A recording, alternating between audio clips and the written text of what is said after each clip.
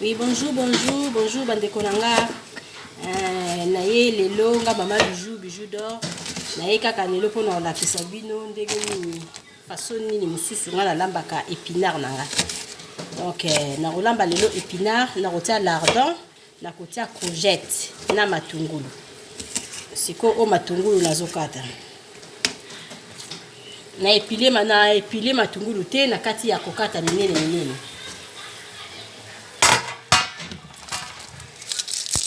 Donc épinard na rotia lardon na tie na courgette na matungulu na huile na mwandambu ya épice na tie et puis c'est fini. O matungulu nazokata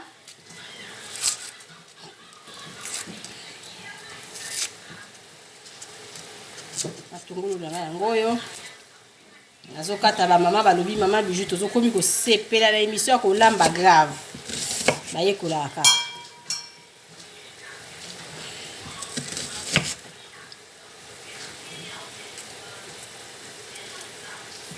On a déjà maï nanga ya moto na zotia sko matungulu na kati. Après na kotia épinard nanga na zu courgette nanga na longoli ba poso na tie na bakisi lardon na fini ki mo fini et puis c'est fini. Donc c'est ça. Oh nyo surtout ça ba recette ya biloko ka ya mbangu matungulu ebebi nsa ezaka ba recette ya biloko mbangu c'est bon.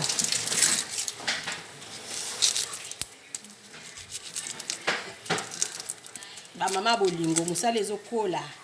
Mama Yvette, silence boende nini? Mama Kijabon, bozo kana te. Bozo kana te basala rabongo. Mama Justine Mangoyo, deux fois te. Kosala suki lengi, bomoni suki nanga. Mama Justine sakani na mutu na ngai. Camarade tanga mo na Congo bijou la blanche. Donc Mama bijou alobi atanga na zakuna te yo zakuna, c'est ça. Matungulu nanga yango yo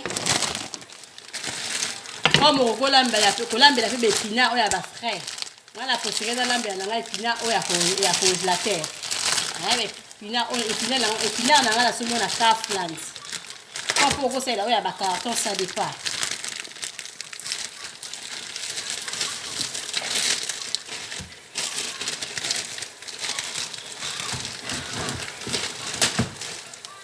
Voilà, c'est pourquoi Abisso va pressé, tu vois. Tu vas colamba biloko pressé. Épinard nanga yango yo. Et outil direct na congélateur matata. Na bandi ko sa courgette nanga. Na olongolongo ba poso.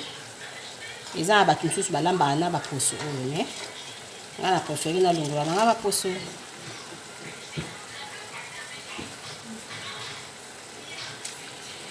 Maï nanga na tika mukie parce que épinard oyo ebota maï. Eza soko te maï belé donc biloko ebimi maï. C'est ça. Na saleli bino émission moko ya ba cuisine. Donc cuisine moko alinga muninga zwa ba camarade te. Alinga cuisine wana vanda ka ye moko alingi te cuisine ya zwa camarade. Ce cuisine ya zwa camarade motema. Donc nyoso to les amabe, eza malamu te. Ba biloko mike moto tika parce que eza yango normal te quoi. Et puis eloko eza siko so cuisine wana azui camarade. Baboyani na camarade, cuisine wana lokotie donc c'est pas normal. Bon. Ma maman biso ya bolingo. La recette ezokola kaka ya Lili maman na Cynthia, Dali Noguera. Musala ya bijou ezokola kaka.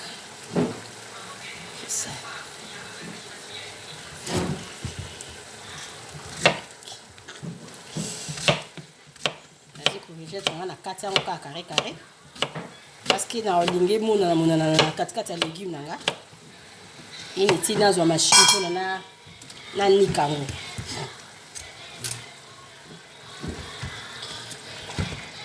bolimbisa tellement recette ezaki faila sala ngo depuis longtemps mais nazaki libanda na bosa ko bimisa biloko. Donc c'est ça. Eza biloko rapide biloko ezobela.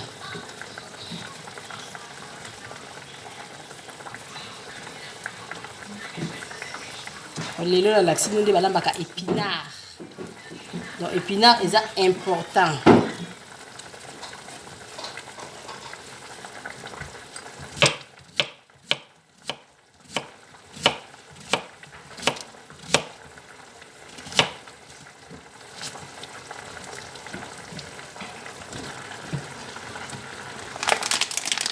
Lardon oyo ezala déjà na mungwa, ezala na mungwa makasi. Yango wana natie nanga ka épice normal, natie yango moke parce que ye moko azala déjà na mungwa. Oyo eza pe bien mpona ba jeune fille, bano bazomeka kolamba sikoyo.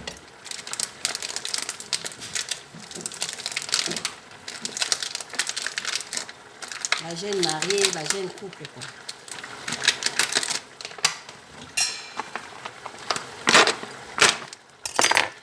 Quand on regarde les sous poivre petit, donc yo mondenge ka yo mo kolinga nga na suki sina ka na biloko na tangi oyo. Mama fille on peut la recette sur ça na paprika. Na paprika vert. Mama Fatou.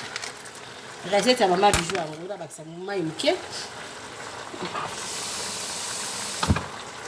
Fatou boka.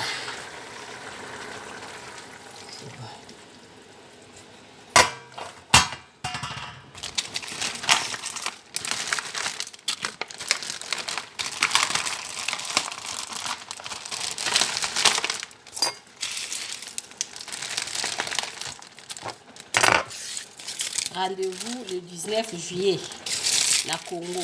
Vous allez belé parce que bah arrivage c'est commis. Arrivage c'est commis, boutique n'a toujours changé un nouveau modèle. C'est ça. Toujours na bandal, na balari numéro 79. Vous allez belé parce que bon tout en a arrivage à Sika.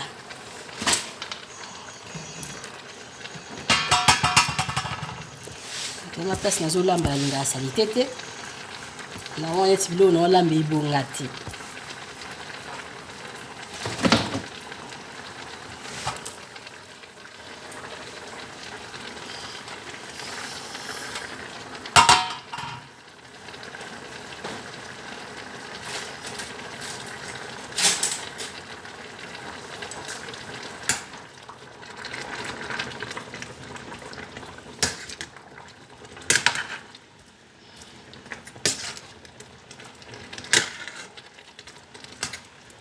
Na bandeli lisusu na bandaka ko répétation na sali recette na bando bandela kaka ti mutu nyonso to comprendre biloko nini na lambi na zwi nzungu na nga na tie mai ka mukie parce que na tiaki mai mukie e kauka ki na bakisi susu mukie na zwi nzungu na nga na tie mai na kati matungulu na tie na zwi épice na nga normal ba épice na laksa bino ka ya Lidl wana o ezaka bouchon na jaune na tie na zui courgette nanga o ba d'autres ba benga na kombo soki ya tsusikini soki tsuse ba ndina ba zeti boy.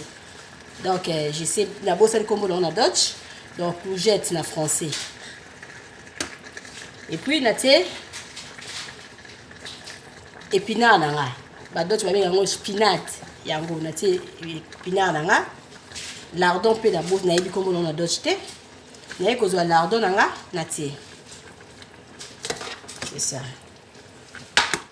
Biloko langa donc kala mingi te biloko ebeli donc comme okokolia yango na semoule okokolia yango na loso okokolia yango na kwanga na makemba ndenge ka olingi donc c'est ça ekobima pe vert boy donc ezali épinard lardon courgette na matungulu batumsu na place à beurre et la place ya mateka ya mafuta normal bataka beurre ou bien mateka margarine ou katika muke ubwaki donc recette na ngana ngana la sabino lelo yango donc bo s'abonner massivement na chaîne ya Mama Bijou d'Or chaîne na kombo lango Bidor TV masolo ya sika donc eza lango facile Bidor TV masolo ya sika. Donc, et puis barbecue na Congo le 19 juillet to kutana to zala ebele. Donc na lingi bino mingi bilo na ande nazo liango lelo na semoule. Donc tsaka ma ya semoule ezobela biloko na ngape ezobela.